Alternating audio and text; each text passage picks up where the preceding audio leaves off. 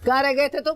लो भाई, पुलिस का नाका घर के बाहर ही लगा हुआ। अरे वो तसल्ली से ढूंढने गए थे प्यारे को, इसलिए जरा देर हो गई। जरा देर?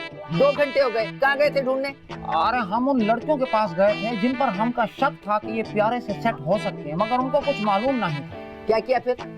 फिर उसके बाद हम उन लड़कियों के पास गए जिन पर हमका यकीन था कि ये हमसे सेट है। क्या कहा? मतलब उनका भी कुछ मालूम नहीं था। अरे ठरकी कहीं के, तुम अपने चक्करों में घूमते रहे, पुलिस के पास नहीं गए? कारण हमका पुलिस से डर लगता है। क्यों? तुमने कोई चोरी की है, कोई करप्शन की है जो पुलिस से डर लगता है?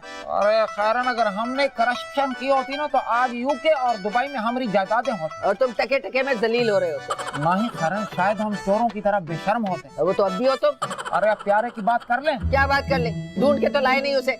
अरे मिल जाएगा प्यारे, अब मिलने की उम्मीद तो है ना। मेरा तो दिल बैठा जा रहा है। अरे कारण अब ये दिल का दौरा मत कीजिएगा, क्योंकि हम आपको उठाकर अस्पताल नहीं ले जा सकते। अब इतनी नर्मो नाजुक भी नहीं हूँ मैं। अच्छा हमका पता है आधी दुनिया खत्म करके ही जाएंगी आप।